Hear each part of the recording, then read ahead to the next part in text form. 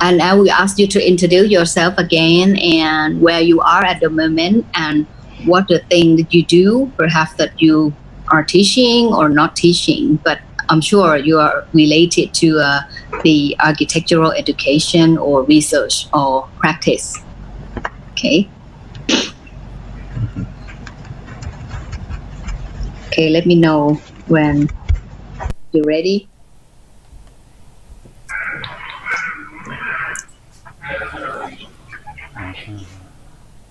Okay, I think. And Ying, where are you now at the moment? Me, right? Yes, yes. Yeah, I couldn't hear whether you said Ying or Andy. Oh yeah, Andy. Sorry. Do you I want didn't Andy, hear you. you are. Hi. And hi and ready as well. Ready. Okay, so Yeah. we are about to live on the page of the Facebook. It is the international program of my new program at the faculty. So we will share with the friends and colleagues, not only Thailand, I'm sure. I will show you the link later. But Pierre, are we live now? Yes. We are. Yeah, I'll show you. We already live. Here is the Facebook page. Okay, so something like this. I like to speak in Thai first. สวัสดีค่ะ ตอนนี้เราก็มาไลฟ์กันนะคะกับหัวข้อนะคะเกี่ยวกับการปรับตัวในช่วงที่แต่ละท่านที่กำลังจะแนะนำต่อไปนี้เนี่ยอยู่ในแวดวงของการเรียนการสอนการวิจัยการทำอาชีพเกี่ยวกับด้านสถาปัตย์ออกแบบนะคะทางสภาพแวดล้อมแล้วเราทั่วโลกค่ะตอนนี้ที่อยู่ด้วยกันเนี่ยมีหลายทวีปทั่วโลกแล้วเราก็เจอปัญหาคล้ายๆกันก็คือวิกฤตโควิดทำให้เราต้องเกิดการล็อกดาวน์ keep social distancing นะคะวันนี้ก็เลยชวนเพื่อนๆนะคะที่อยู่กันคนละประเทศเนี่ยมาร่วมกันคุยหน่อยว่าวิกฤตเดียวกันเนี้ยเราจะรอดไปด้วยกันได้ยังไงค่ะ Okay, first of all, thank you so much for my friends and colleagues all around the world. So the first part, I would like you to introduce yourself, where you are, and what kind of thing that you do related to architectural or built environment field, maybe in the education, maybe in the practice, or in the research area. And I will start to myself first. My name is Antika Sawatsi. I'm teaching and also do part of administrative in the Faculty of Architecture at KMITL in Bangkok. I think we are the same situation that fighting with the COVID-19 in many ways that our country try to find a solution during of the social distancing. And Thailand, for example, we start a lockdown all around the country since the middle of the last month by 23rd of March. And we will keep this measure until the 30th of April. Okay, so that's about me from KMITL from Bangkok. Would you like to introduce yourself? Hi. Okay, I'm Non from Bangkok University. Sorry. The same situation in as Atika says, because we have a problem with the COVID and we have to keep ourselves at home all the time. And now we have problem with work from home a bit because it's not familiar with us for working at home online course because we let's say that we hardly prepare for that in the past, but now we have to learn a lot during a month that we start to work online course.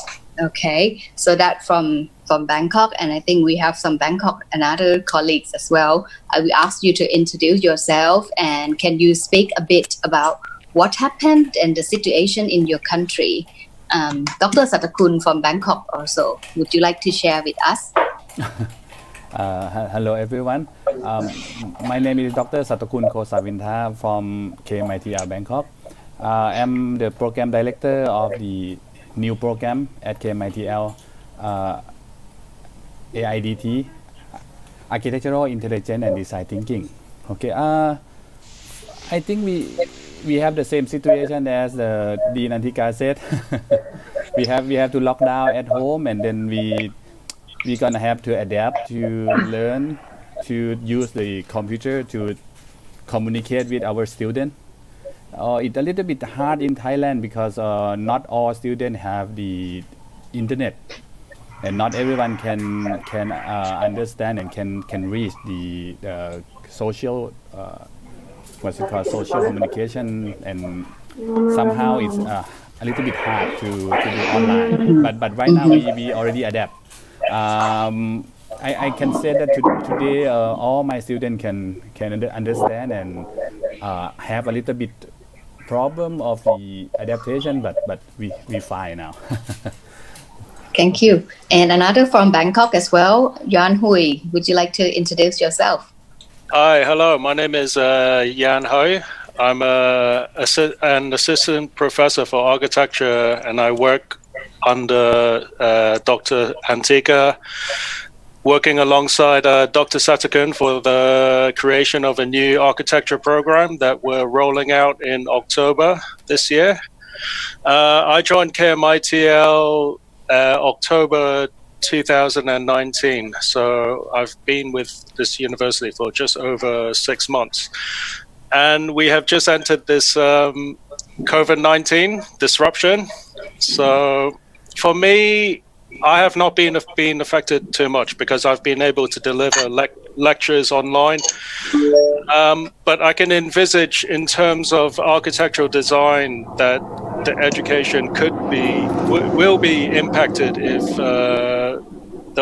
this online teaching goes on for a long period of time.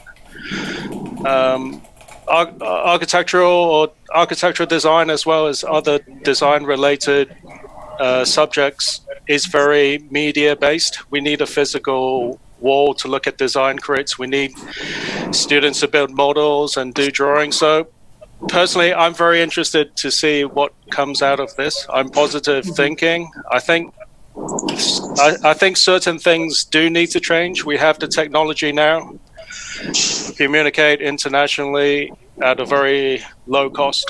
So Right. I try to be positive and to listen to other people's ideas. Thank you. Okay, thank you. And perhaps I will go with Ali because you just here quite earlier, and then me. Okay, so please, of course, we want to hear from you. Where are you at the moment, and what happened out there? Sure. Hi everyone. My name is Ali. I have a research and teaching position at the University of New South Wales. I'm currently at Sydney. I've been at this university for almost 2 years now. I have joined the Research Center for Integrated Transport Innovation. We call it RCT at the School of Civil Engineering. It's one of the best civil engineering schools in Australia. Of course, like all of you guys, we've been affected by the COVID situation. Quite similar to Antika mentioned, around 23rd of March, we were on lockdowns. We stayed at home. We stopped traveling to university. And since then, we all had to adapt ourselves to start lecturing online. Fortunately, I didn't need to lecture this time, but I'll be teaching in June, so I need to prepare my slides, everything online, and we've been told that by at least end of this year, everything will be online. So we need to be prepared. It's quite challenging, as you all know. I have classes that can have almost 500 students. It's quite hard to communicate via online and allow them to ask questions, which is something that it's challenging right now. So we're trying to find ways, although we've got these different apps that are currently available, which allows students to virtually raise their hands so we could see and ask questions. In addition to this, we have a major issue with the students from China. Based on the restrictions that they have in China, we won't be able to use many applications that we usually use here, like YouTube. So most of our online courses that are currently available in YouTube channels, we need to transfer them to a different channel. So that's a general situation that I'm currently at in Sydney, Australia. That's all back to you, Antika, now. Yeah. And how long that the measure of Sydney, Australia, that would take, like for the lockdown? Is that for a month or? Currently, the number of cases in Australia is quite low. We're talking about 10s and 20s per day, which is quite relatively low compared to other countries. Right. And today, in the media and the news, they were discussing about making some adjustments. So small shops and coffee shops are going to be open soon. Right. Universities are on almost. UNSW has a 3-term prime minister, so it's not a 2-term, it's a 3-term. We are almost finishing term 1 now, so exams are due soon. For that, we have a period of 1 month's break, so it's not mandatory for us to travel to university at this point. The schools are open, although we are again in holiday breaks, but if anyone wants, they can send the child to schools or childcare. But they're mainly for essential workers that need to be at work, like GPs, doctors, nurses, that they need to be in hospitals and someone needs to take care of their kids. The government has allowed these facilities to be open during this period. Sorry that my voice is a bit rough. It's almost midnight here in Australia, so. Wow. Oh yeah, yes. Sorry, I thought that most of you are in the GMT +7 or somewhere else. Not, you're Australia. It's not too far from here actually. Okay, so thank you so much that you can join us anyway. And Jaime, that I saw you quite early today. And where are you? Are you still in Colombia? It's quite early here. Yes, I'm based in Colombia. Hello, everybody. Good morning for me. Okay. Good afternoon, good evening, and good night for you, Ali. Thank you. Yes, this is my first coffee of the day. Actually, Good morning. I just woke up like half an hour ago. Took a quick shower and looking at if there was any link. If not, get back to bed. Get back to sleep. Unfortunately, I got the link, so I'm here. Happy to see you all, so many familiar faces. I'm very glad to see you, all of you. That's nice. Yeah. Yes, I'm based at Bogota in Colombia. I am a full professor affiliated to the School of Architecture and Design at the Javeriana University here in Bogota. As some of you know, my main area of teaching and research is around informal settlements. And also, similar to you, I have teaching and research activities.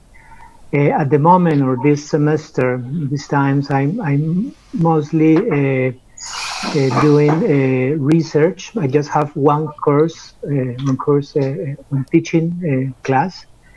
Usually I have 2 or 3, but this year I have just 1. Okay. And the rest of my time I'm working in 3 research projects around informal settlements, but one of them focusing on conflict and peace building initiatives and social construction of peace, let's say. Very much in relationship with something that you may eventually know, the peace agreement that our government signed with the former guerrilla group, the FARC, in 2016, that we are struggling to implement and with many difficulties and obstacles. And the other project is about nature-based solutions. This is a more, let's say, bigger project with different actors around Colombia and in Latin America. And actually, this last one project, I'm working it with the University of Sheffield, and the first one, Conflict and Peace Building Initiatives, with Goldsmiths College, University of London. Okay. COVID situation is affecting us the same as you. We are finishing our 5th week of lockdown. The idea, as most of the countries, is to try to control the spread. In Colombia, I think among the other countries in the region in Latin America, we are more or less in the middle, standard, let's say. But the idea is to control this. Anyway, we have one more week to go in the initial lockdown situation. So to complete 6 weeks. And then we are waiting for news about what we're going to do, if we're going to continue in lockdown. But it seems to be that it will be a gradual open of different activities, not universities and not schools. Schools and universities are already decided that we go virtually until the end of May. So for me and for my daughter, and some of you remember her, she's studying also. We are having our classes, our teaching and receiving classes virtually by using technologies. I think in our country in general, I would say it could be similar to other countries, particularly what Beer said. Some students face difficulties connecting and having the equipment, the technology, the internet providers to have a good communication in general in the country. So this is something that education is facing. As I have just one class and my university is, let's say, a private university, I haven't got many problems with my students. Sometimes the internet falls, but in general, the teaching has been okay. Not the same with the research, because my research is very much about the field. So not possible to go in these times. And also, as my field of research is around informal settlements, this is a big issue here, and I think so in many other countries, because in informal settlements, favelas or any other type of how you refer to these places, this is very difficult to lock down. Right, and how you start or maybe continue with your research field? Are you still going there or try to do like interview online? I'm doing different things. I cannot go to the field because I cannot get out of the house. A lot of reports, a lot of meetings using Zoom with colleagues, a lot of trying to write. This is a good time to try to write, difficult, as you know. But different things. At the moment, the teaching, my one course is going okay. But my teaching, to some extent, is a little bit stopped in the development of the research. However, I'm doing some other things related to them. Okay. Yeah. Thanks. That's from Bogota. Hi, Andy. Would you like to share? Do you mind if I go next? Because I don't have very much time. Sure. Yeah. Would like to share. If that's okay. Yeah, please. Can you? Where are you now? Are you still in the UK? And do you do some teaching? I'm in Cullercoats, outside of Newcastle. I'll just introduce myself. I'm Andy Law. I'm actually a sociologist, and I'm a sociologist of the built environment. I'm not particularly. Well, I have to be honest with you. I feel about this online teaching stuff, I'm not a fan. Absolutely not a fan. Sure. Not many people. What I propose to you is a different set of issues, Right. which I think is worth considering, very worth considering. Now, I'm actually, what would you call in the greater world, you call it associate professor, and in UK, we call it in the old colonial system, senior lecturer. So I'm a senior lecturer. It's just probably a Come on. Very new position. Congratulations. Well, I got that a few years ago, but I've been an academic. I finished my PhD in 2004, so I've been an academic for 16 or so years. Right. Yeah, but Andy, may I interrupt a bit? I'm sure that not all of us really in love with the online. It just happened, just sudden for the last weeks, and we have to quick adapt. As Ajan said, is the coronavirus is such a disruptor. But what happened? We try to arrange an online meeting today to find some other adaptation that we can choose. Perhaps it's not only one way as the online. Antika, my point is more that, this is fine that we adapt now. Right. My point is don't let them get used to it. I see. Yeah, but how can you push on back to them, like your message want to be? Unions. I encourage, our Newcastle University Union is so powerful. We have made the management change on so many things. The reason I'm here is a political point. Right. Don't let them get used to it. That's what I would say to you. Yeah, and can you give more example of how we get and not get used to? So what about your opinion? Because many people start talking. If some people, like a humanity, some say that if we do something normal for more than 3 weeks or almost a month's time, that will change our way of doing, learning, studying, or working. So what do you think about this message that if we still doing something like this and then we would get used to it and then they call the new normal? Well, I don't want a new normal when we're talking about the new normal, I want the system to change in terms of the way we exploit animals, the way we exploit one another through hard economics. That's what I want. I want a shift change for that. I actually want less racism as well. Here, racism against Chinese students, my wife's Chinese, racism against Chinese students, against Chinese people is ridiculously unfair. I know it's come to Australia, actually, Ali, because I've got friends in Melbourne sending me graffiti of racism written on walls. So if that's the new normal, I want that to change. Definitely. I want that to change. Right. And I think if we're talking about system change, I think especially we've learned here in Britain that hard neoliberalism is leading to death.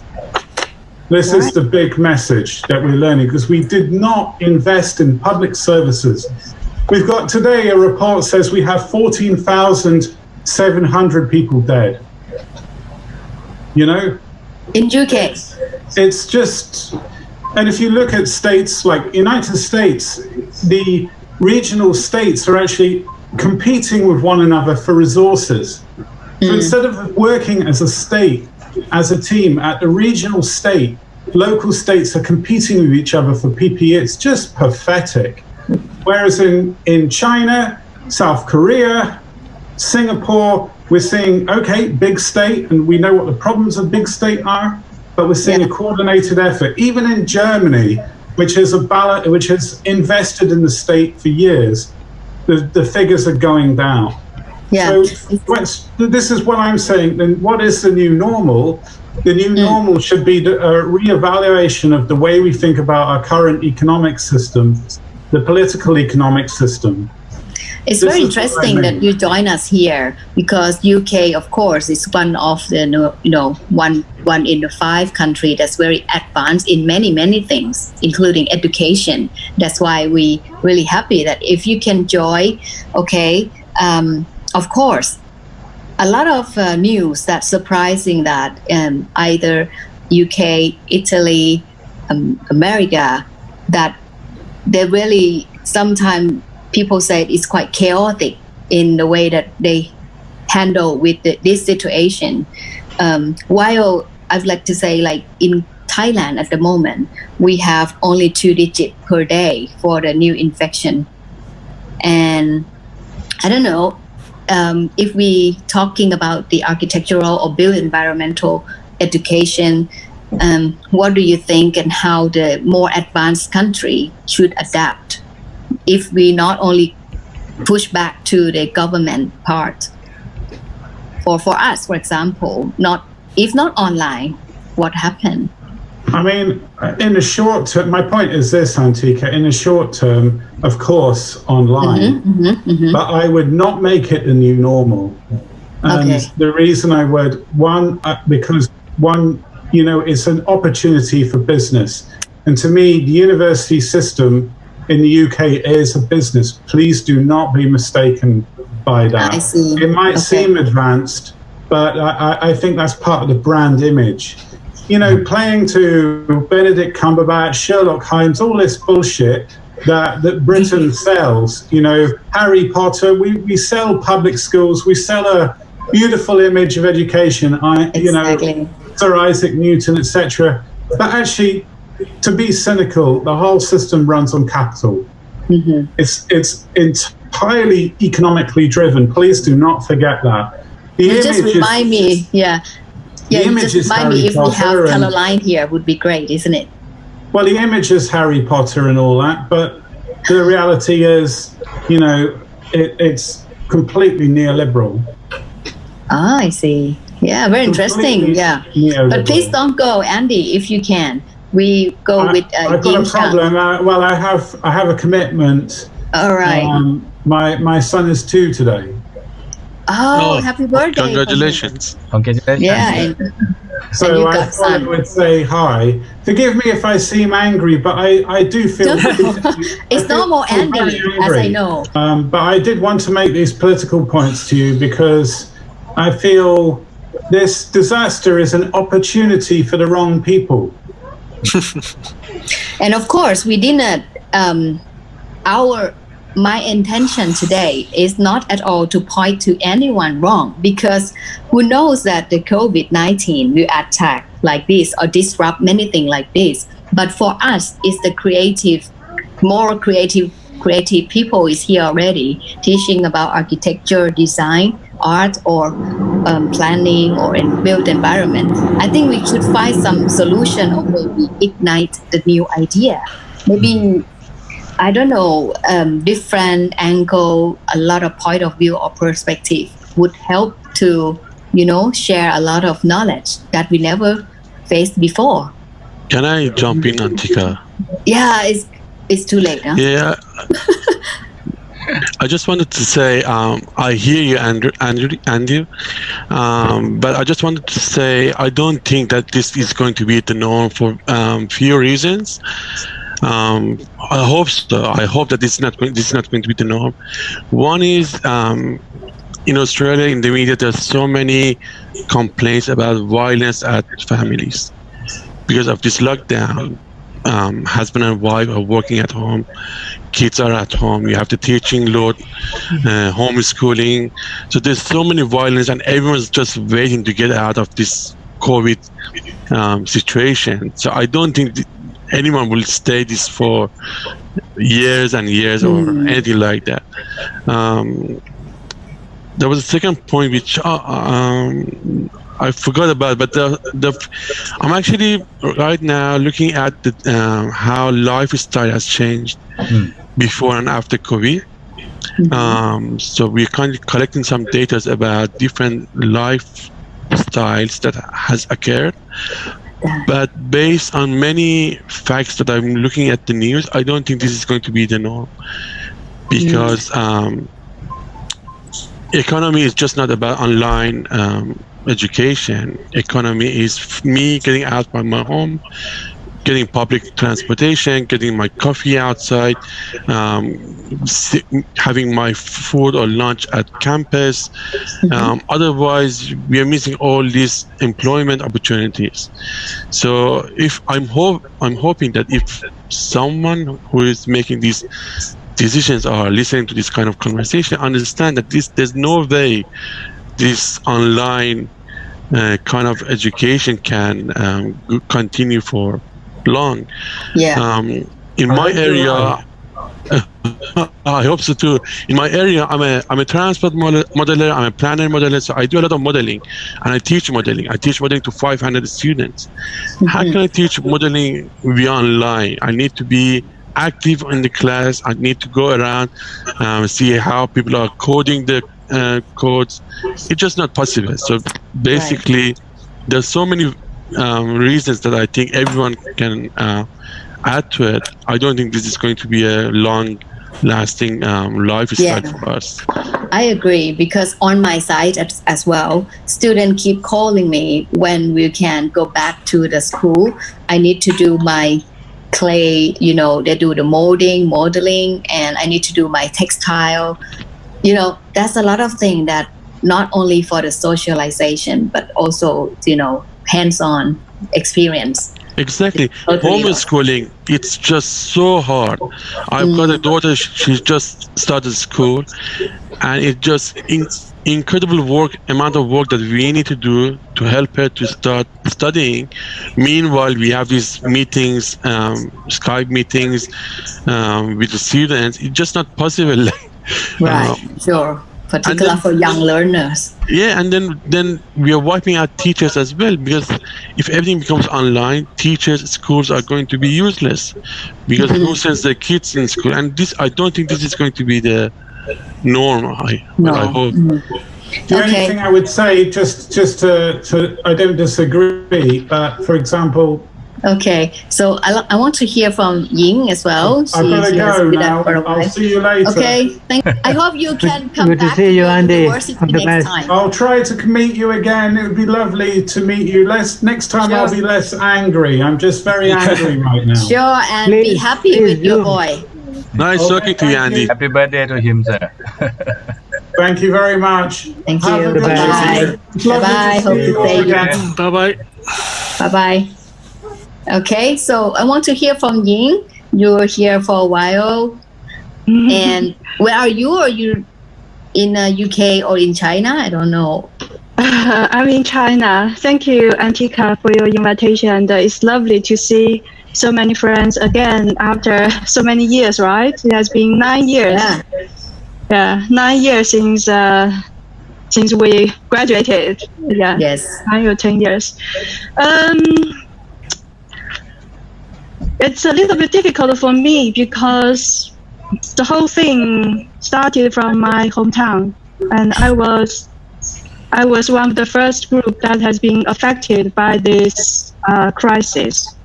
I just traveled back to my university city and finished this long lockdown, nearly 90 days. So my university is also the first, one of the first universities who have to adapt to the online teaching. We started from February 24th. Wow, we're the most earliest in the world. Yes, but at the beginning we still had hope to reopen like campus, but things changes every day. So the plan has been changed how many times I can't remember, but now the final decision is that we're going to online for the whole semester until mid of June. Okay, so sorry for the rest. I didn't introduce about Ying that actually you are in China and you are in Wuhan, and are you your hometown? No. Yeah, my hometown is Wuhan. So I went back for Spring Festival just 3 days before the lockdown. And I teach in Suzhou, a city near Shanghai. City. Okay. Yes. And I work for the University of Xi'an Jiaotong Liverpool University's partnership between a Chinese university and the Liverpool University. So our teaching is all in English, and our whole curriculum is aligned with Liverpool University in the UK, and we also and our program is all under the Quality Assurance Authority of Higher Education in the UK, and also under the Higher Education Ministry in China. So there were dual authority above us to monitor the quality of teaching of this online period. So it's quite challenging for us, particularly from the quality assurance perspective, because our students need to meet the requirement of both UK and China's standards. Wow. But fortunately, like online teaching and education has been invested for many years, nearly 10 years in my university. So we have very, very good infrastructure. We have our internal server for Big Blue Button online class, and we also have our pre-recorded video server. So we have very good infrastructure to support online education. We also have professional service support unit, a group of 9. In fact, it's more than 9. It's about 12 or 13, particularly for educational technology. So we have this culture and this community of online education for a long time. So we are not very much worried about the infrastructure, but mainly affected by the connection, internet connection in and out of China. Because many of our staff and students are international, and currently they are located all around the world in different time zones. Right. And I want to ask Ying that because there are many things happen like quite earlier by comparing the rest of the world in either China and what happened to your university, the way that you have to change quite. But you say that already 10 years ago that starting to do something, a new way of teaching, I would say like that. Yes. And what happened nowadays, even if in the COVID situation, and like Andy said, sometimes the teaching needs to be very face-to-face or some social interaction. And because it's quite happened for some times in China and in your experience, what do you think and how people adapt to that? I think in general, both staff and students have adapted to this situation very proactively. For example, my university has very soon appointed e-learning coordinator for every academic unit, and we have regular meetings to communicate about all these issues that could affect the quality of online education. And for example, my department, because we have to teach design studio online, right? Yeah.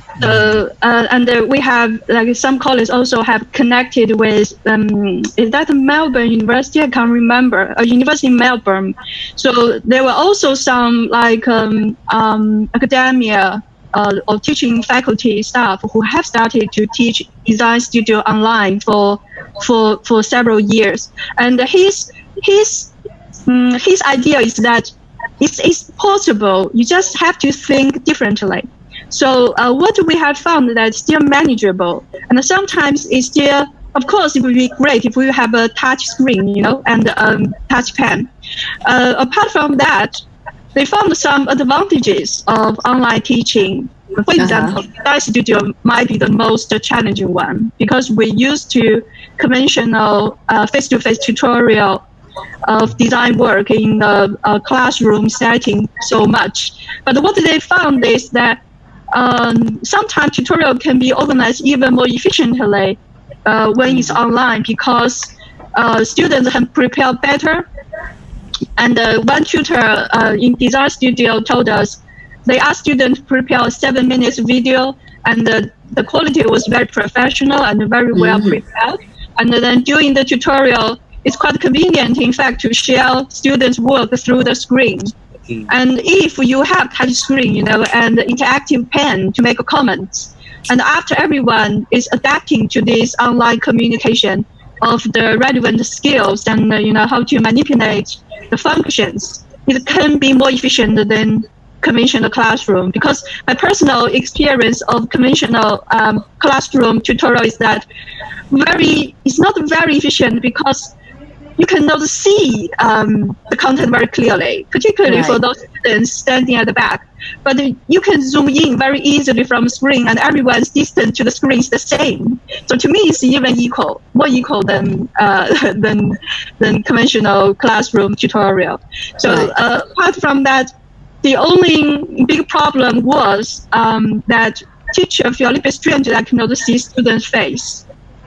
Cannot see their reaction, etc. Because most students don't like to turn on their camera, and even staff don't like to turn on camera.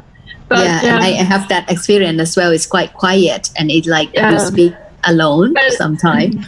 But the good thing is the universities it's very proactively. For example, we have monthly report to share good practice issues and challenges, and it will be all the issues will be collected to the university and will be passed to relevant sectors for follow-up actions. And we also have regular meetings among e-learning coordinators for quality assurance purpose, and also it's a good opportunity to share experience and also give suggestions and our advice how to improve the online teaching quality. So to me, overall, and also we have undertaken survey at the university level for 4,000 students from undergraduate to postgraduate, and my department also have undertaken survey. All the survey results shows that overall speaking, online education is a positive experience to our students, and they prefer the convenience of playback of lecture videos anytime at any location, and they can review the content. And one important thing we have learned from our experience and surveys that blended teaching, like pre-recorded lecture videos together with live streaming tutorials. Q&A is the preference of student choice. Apart from all these, technology issues out of our control, overall, it seems to be a positive experience for both staff and teachers, students, and to have blended teaching will be the trend of my university. Okay. Wow. So it will become quite normal. Yeah. And what happened? I want to know that if the student or learner want to get back to see face to face, and is that happen regularly, or how they adapt themselves? Sorry, you mean student want to back to see in the groups face to face? So now we organize them it's true that it's very difficult for students to organize group work and discussion online. So my university is trying to find more convenient and a smarter online tool for collaborative work, and I think it will be put into use very soon. So students' main problem is still, effective and efficient communication between group members online. That's very difficult. That's the main hit we got from student feedback. They feel group work is really challenging. So we have to change group work to individual work in many modules.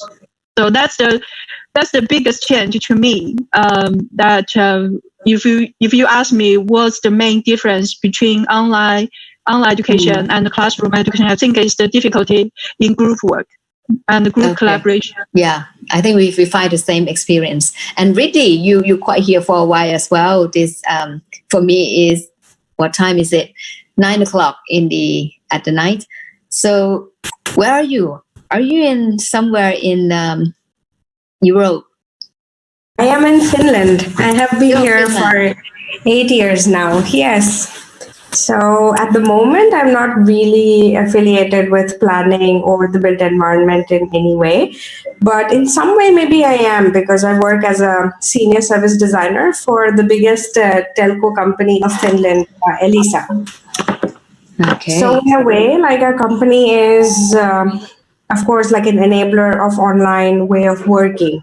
So when Corona situation kind of hit us, it was in a way very easy to move online, and very interestingly, like how Finnish companies tend to they really promote that you should try to work from home, or that it's okay if you work from home. It's not that they kind of, not in the way that Andy kind of said that they want you to work from home, but if you do work from home, then you actually kind of end up having lesser carbon emissions. So that becomes a part of the company's calculation, which is why they do prefer a flexible way of working. Right. And like internally, like me and a couple of team members, we've been trying to do some design thinking course for different business managers. And that has actually been challenging for a lot of reasons that have already been mentioned, that, you know, if you're in this prototyping phase, how do you get people to actually physically prototype when you only have digital media? So that is something, so I guess that is something that really can't be solved, which is why I kind of agree with Ali that, you know, like things are never like, you know, the new normal does not include only online. That is not going to happen. No. No. And what happened? How they can continue their business in your part, not education, because the business have to run, and you cannot do some like prototype online. And is that tend to hold the situation, or they try to change the way that presentation or, you know, produce the prototype? No, they haven't. Like it's kind of understood that, you know, you can't really do physical prototyping if you don't go to a particular place. But I guess like the Nordic model is kind of interesting in the way that, sure, the government actually gives you guidelines that, you know, things are under lockdown, but it doesn't kind of police you in any way. So you can go out, you have to use your common sense, and you are expected to be a good citizen. And being a good citizen means, you know, caring not just about what you want, but understanding the impact that your movements can have on somebody else. Right. So it is that kind of social policing that is here, where, you know, it's like both top down and like bottom up also. Okay. And So how if long? you have to, well, actually, like I think at least the schools and the daycares, they are shut until the 13th of May.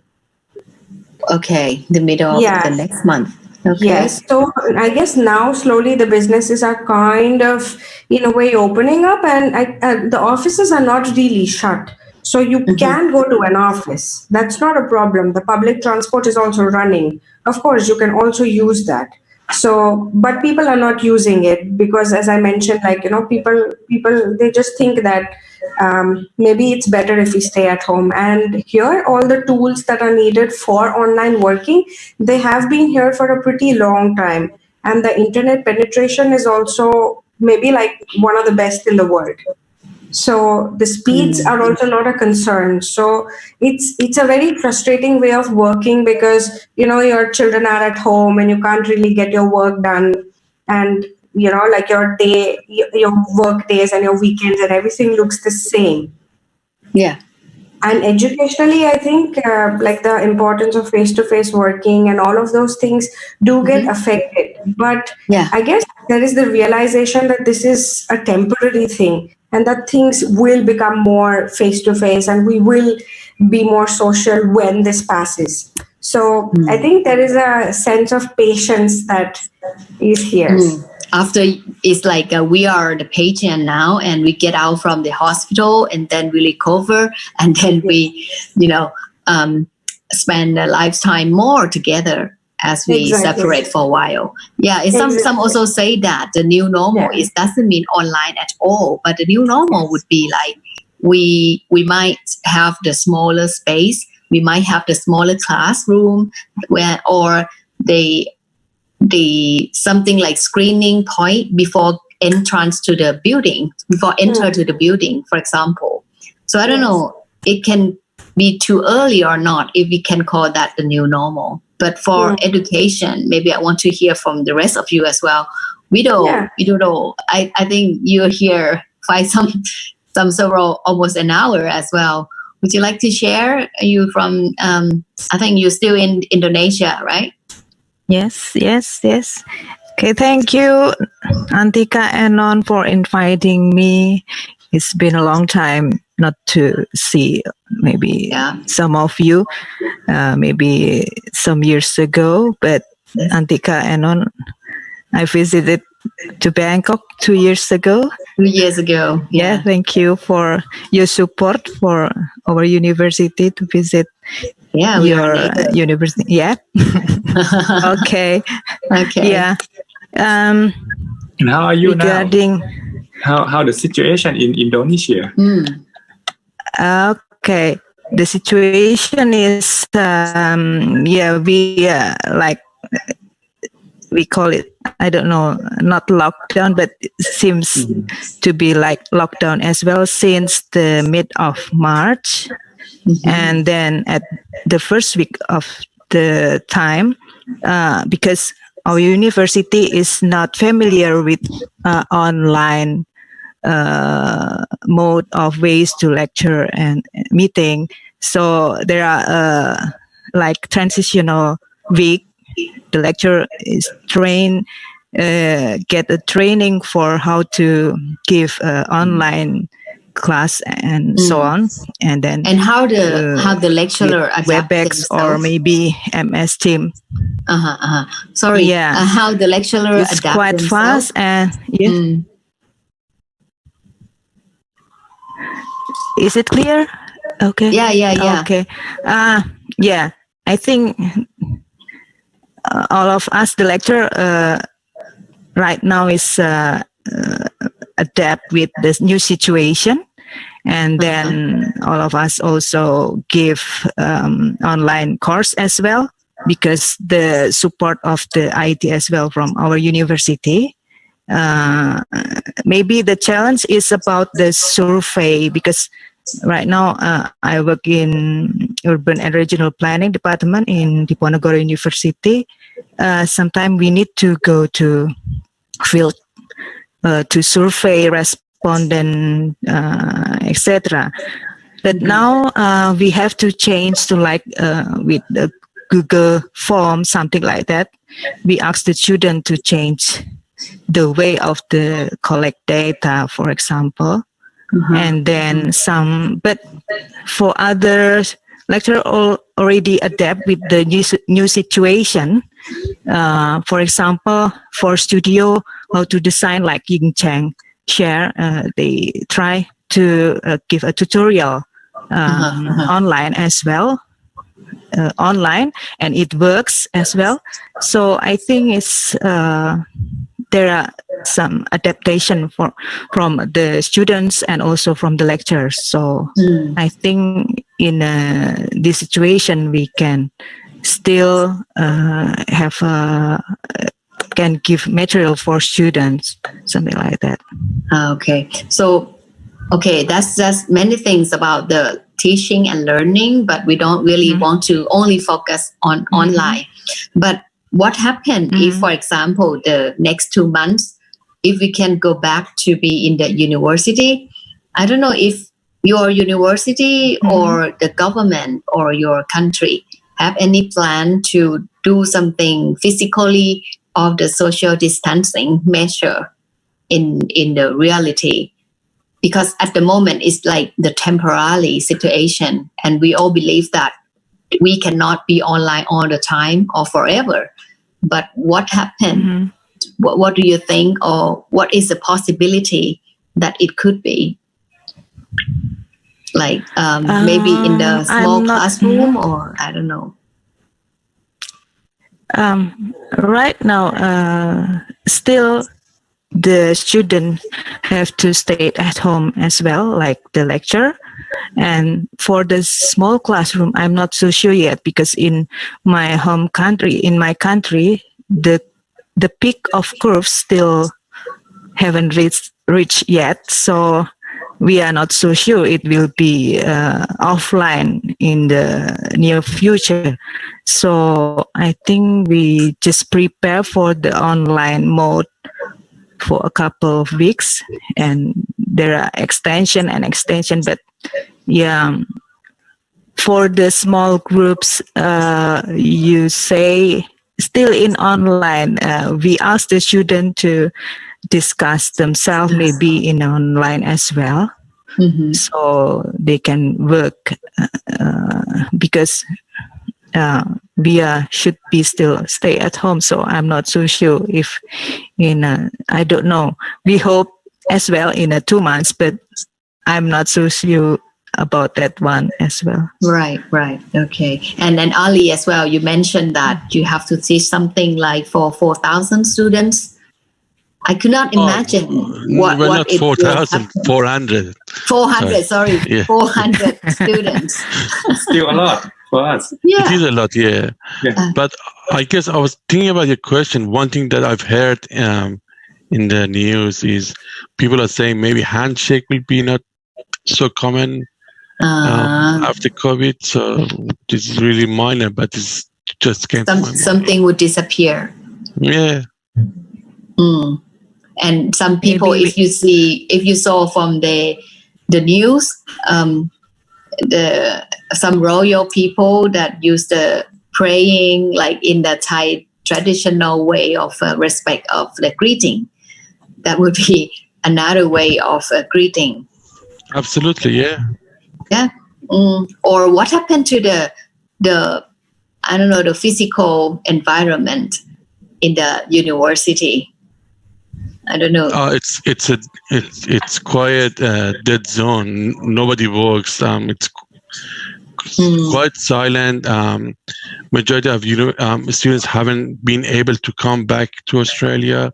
Yeah. They're all in their countries. It's right.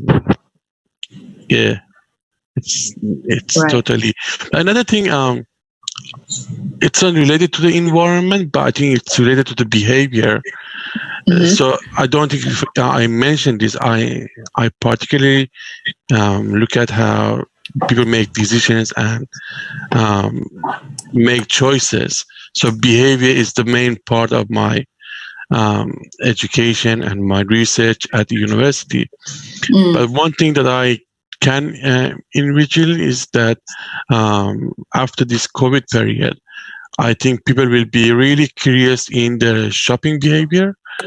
They will always have some stocks of some certain goods at their homes for periods like this. I think people have their guards up and be prepared for this, so they know that from now on, if they used to buy 1 packet of rice in each shopping, they might actually buy 2 or 3 packets of rice and use 1 and keep 2 for later. I think I'm expecting some kind of changes in their shopping behavior will emerge as well. Yeah, I think so. And I'd like to come back to Ying in China. I don't know, Ying, are you still here with us? Yes, I'm still here.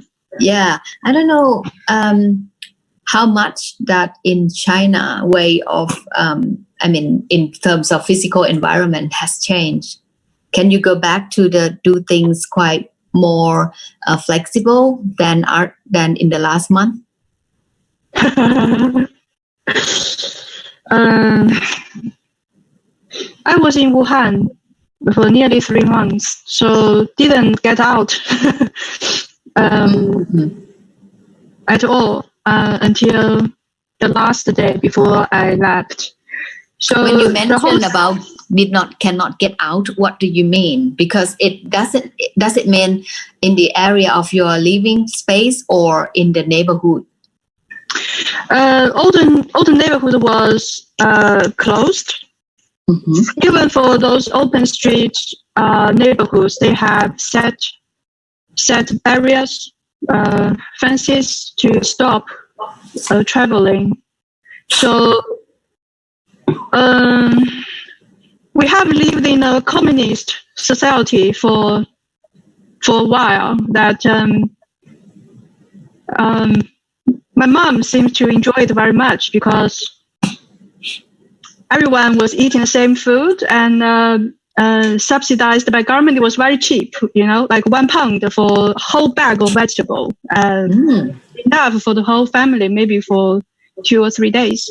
And it's delivered by public bus because there's no passenger to take a bus anymore. So the government coordinate with supermarket, and because we received so much donations, support from other provinces.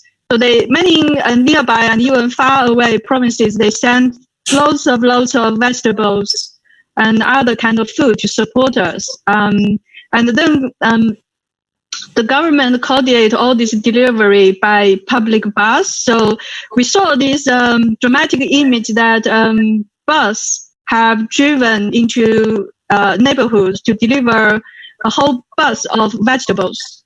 And so everyone was eating the same food. And also it changed the value system because now we don't buy vegetable by weight, we buy by bag or package, and we don't measure. For example, fish was the same.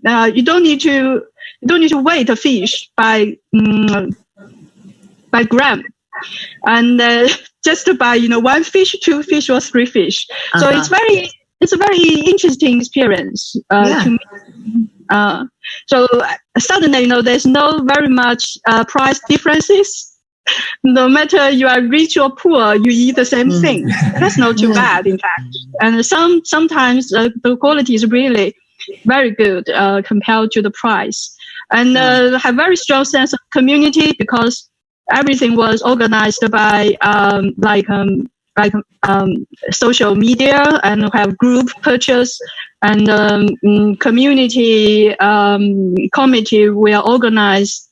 We are send order as a group to the supplier, and then the government we are organized delivery. So we didn't have a very much difficult time, except we cannot get out. At the beginning, we cannot get out of our building because nearly every neighborhood has some confirmed cases. So your home is the safest place to stay. And about 1 month ago, I can't remember, and you are allowed to walk in the neighborhood, but cannot get out. Even just about 3 days ago, when I was approved, to return to Suzhou, the policy was still one household only can have one person to exceed the neighborhood for 2 hours. So it's really by quarter and very highly controlled of traveling, but we all understand it and support it because it's for the benefits of public health. And we have very high level of consensus that the less people get affected, and we can save more lives. So we adapt to that situation very quickly. Okay, so that takes 3 months. We'll travel back to Suzhou, a city near Shanghai. People can walk out very freely because we have that. Now everyone has a health code on your mobile phone. If it's green, you can travel freely. But wherever you take on public transportation, you need to scan your health code to keep a record of your travel history. And how can you know that? How they put the data in your cell phone that you are healthy? You have to register by yourself. And you just put the information by yourself, right? Not by a doctor or not by the government? No, by ourselves. And for those who don't have mobile phone, their family can help to register on their behalf. And when I came back, people can freely travel, but most of them still wear mask on their face. And this city is not affected very much, so I can feel people are quite relaxed. So which means that even in China, it's not every provinces that the same situation, isn't it? No, it's we have this announced like evaluation of the situations. We have high risk, medium risk, and low risk. So my hometown was, of course, a high risk area. So we were the last city to relax the travel. But for other cities, it's depended on the total confirmed cases, etc. Many cities have become low risk, and finally, have been all the travel have been relaxed if you have the green code. So only my province and my city has been affected for the long period, and for most cities, I think they were affected maybe for 1 month or a little bit longer. But it was Spring Festival, so there were 2 weeks that people normally don't travel at all. And what happened at the moment, because it's already you passed the very crisis time already, the very critical time. But what happened for the education at the moment? Does it seem to be like this for the longer time, or it seems like a permanent for example, online interaction? I think it is a short term, but and some university, like in particular in international university in China, I think most of them have made an announcement to have online teaching for the whole semester.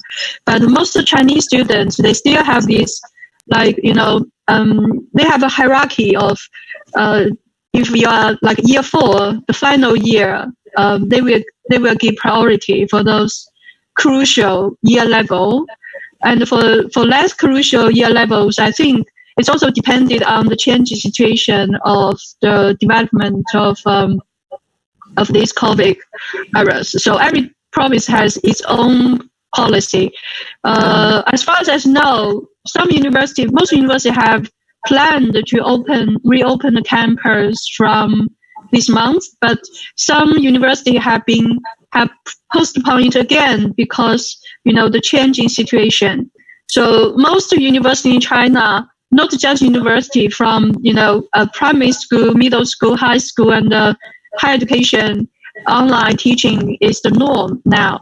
And of course, homeschooling is the biggest issue, particularly for those teachers who have children. Right. Ying, can I ask you a question? Yes. Ying, what's happened? Do you guys have exam to sit in to get into universities? There were several solutions. For example, there was some monetary tool. For example, there's a tool called the Safe Exam. So that can lock the web browser, something like this, temporarily during the examination time. And they also have introduced another, I can't remember the name. If you search, you can find it.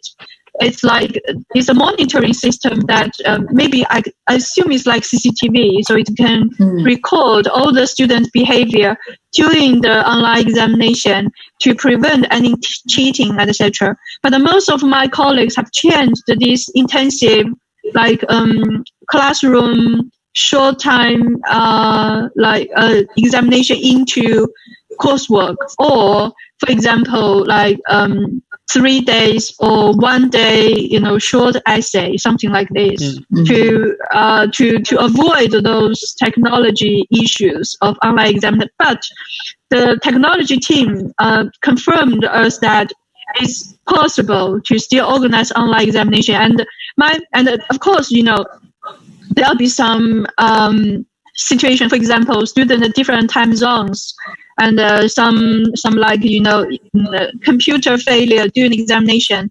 And I remember the advice I received before was you have a plan B. For those who cannot attend the examination for the first time, you can organize another time for them to take. For those who have different time differences, and for those who report computer failure during the first examination. So nobody will intend to cheat that Sure. They are computer.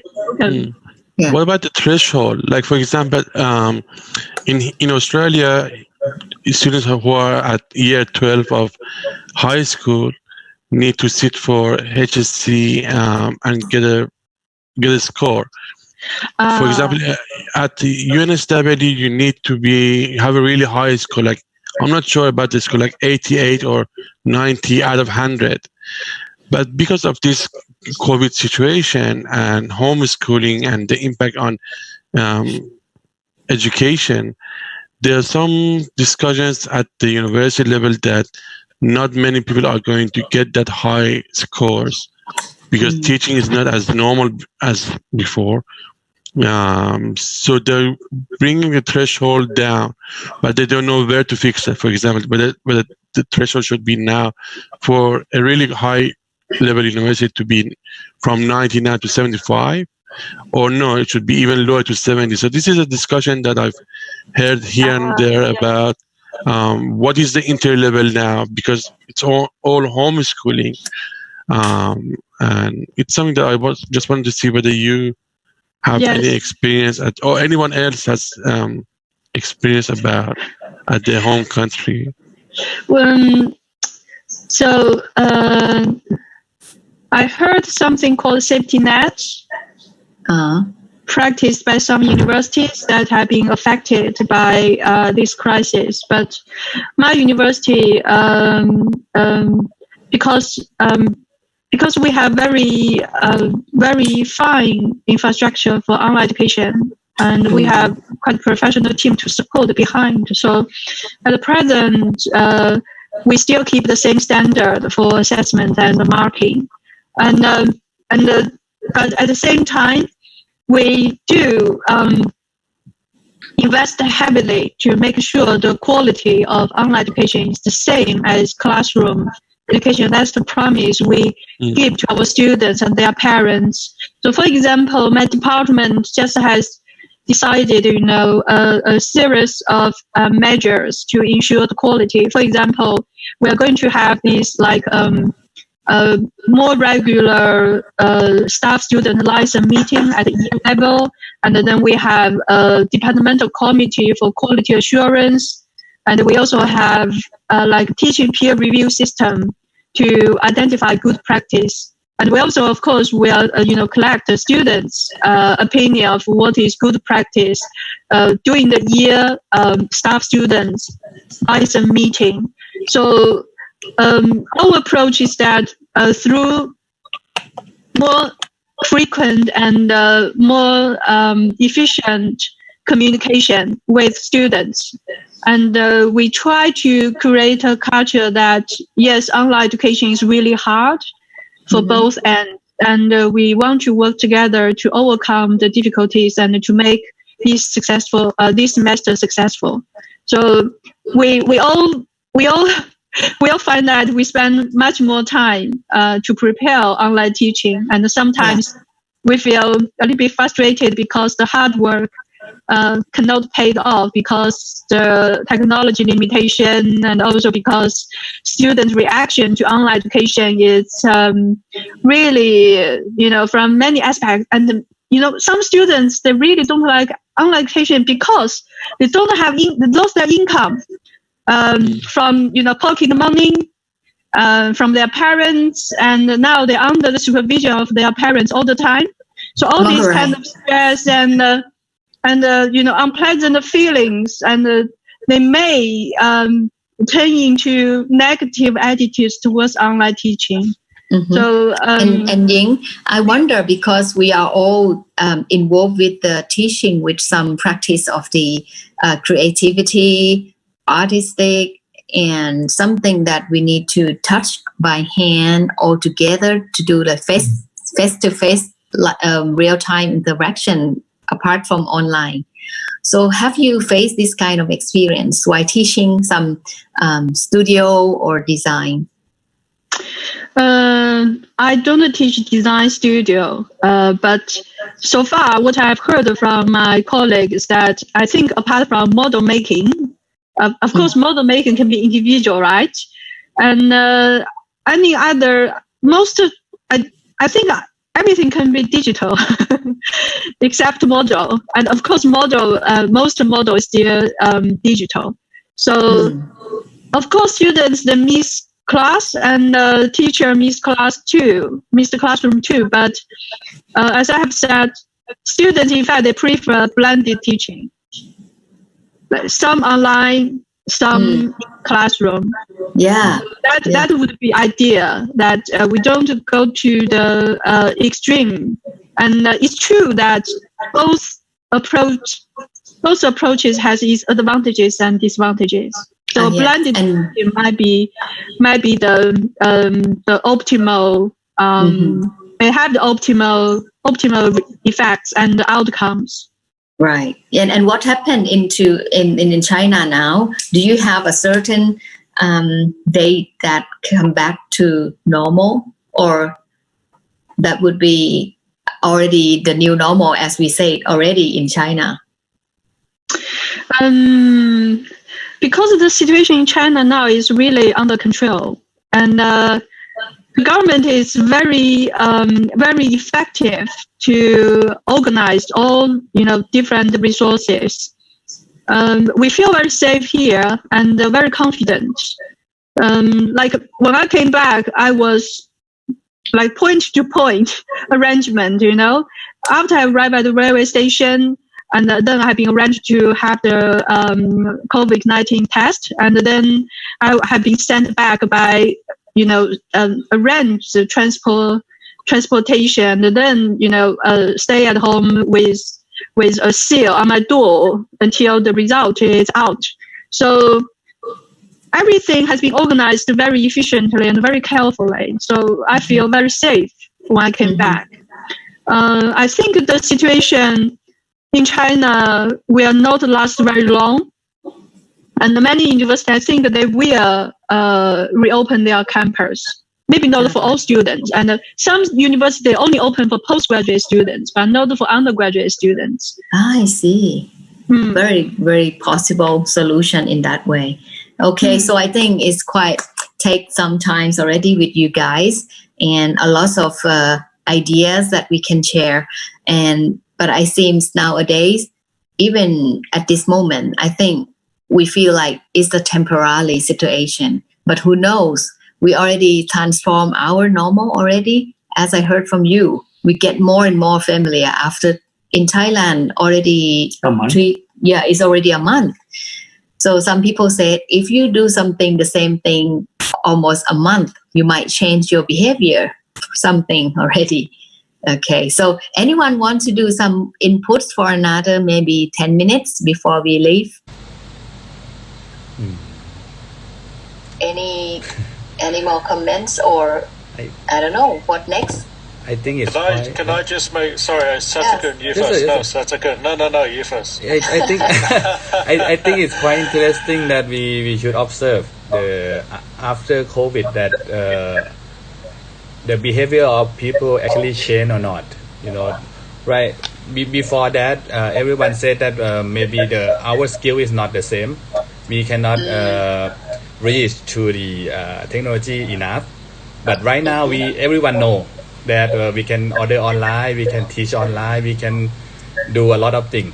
So I think after this, maybe after we open again, it's quite interesting that we're gonna evolve to, I don't know, I'm not sure, because I think right now COVID stimulate us to, I don't know, enlighten about importance of meeting face to face, isn't it? Everyone would like to meet again, Maybe after this, everyone would like to have face to face teaching a lot more, or I'm not sure, but quite interesting to learn about that. Yes, okay. True. Jan, would you like to? I think Satakun's said a few points, but I think what I wrote in the chat, I think what Ying Chang said was, I think she made a very good point that what China has, probably China, Korea, probably Japan as well, have already done is that they have already progressively shifted things online.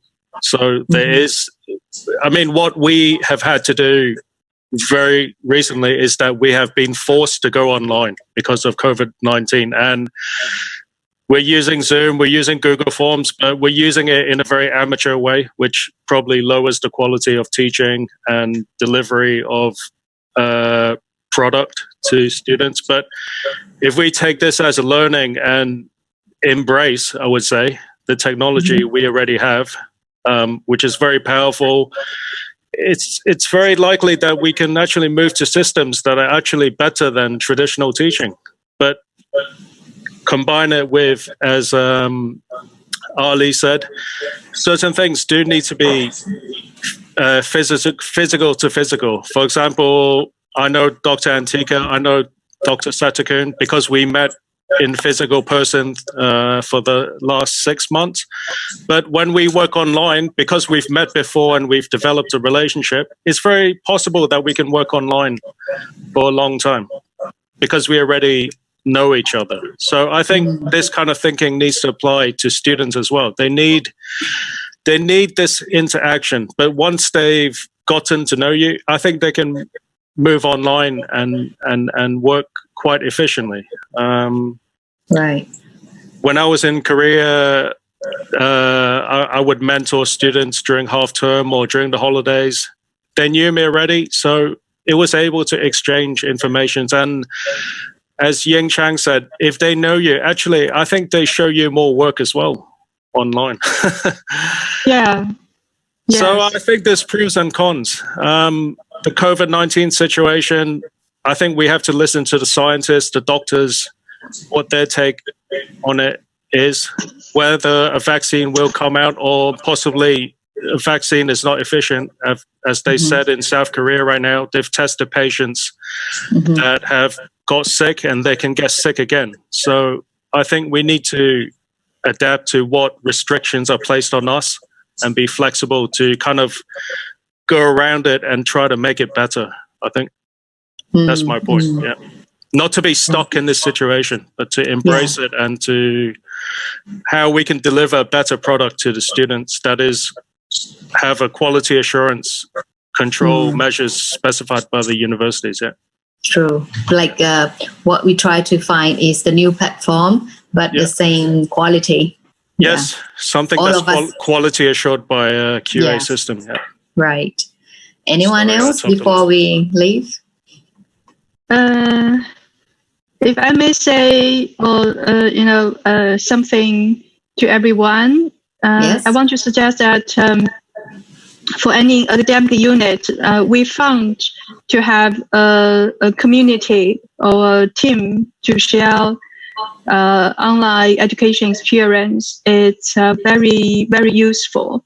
And also to keep very good communication with students will be very helpful because everyone is affected by this situation. And we found the student can be more mature too if we give them the opportunity to also understand from the perspective of teacher.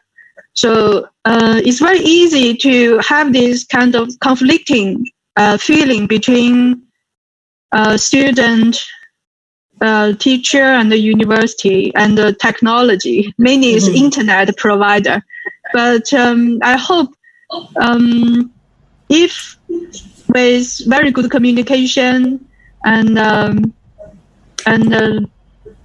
we can overcome those difficulties with mutual understanding and success. So I really encourage you to proactively organize more lines of meeting and to keep regular and effective communication with students.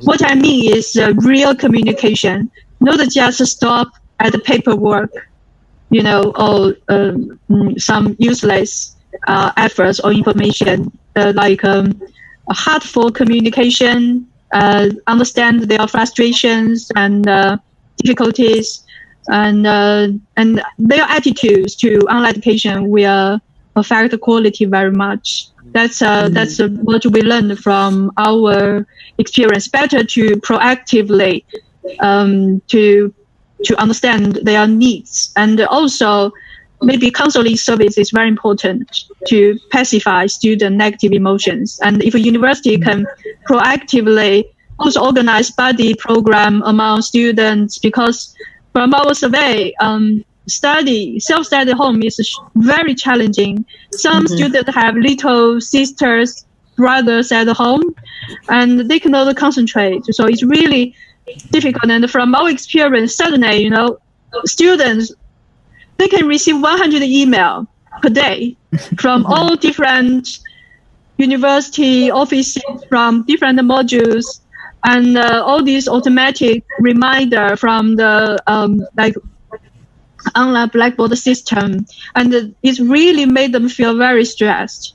So please bear in mind that, and suddenly they all feel that the workload is much, much heavier than classroom teaching. Exactly. Because it's more demanding, and listen to online lecture is very, very demanding and stressful, and very easy to get tired. So we need to, it's better to coordinate among different modules at the same year level to avoid, for example, intensive deadline, and also to adjust workload, something like this.